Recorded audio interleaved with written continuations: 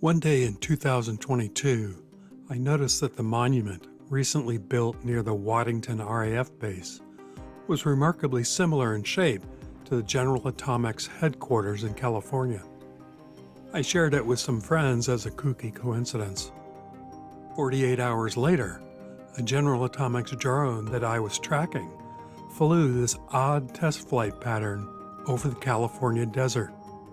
And then again the next day. It was unlike any of the hundreds of drone test flights I'd seen.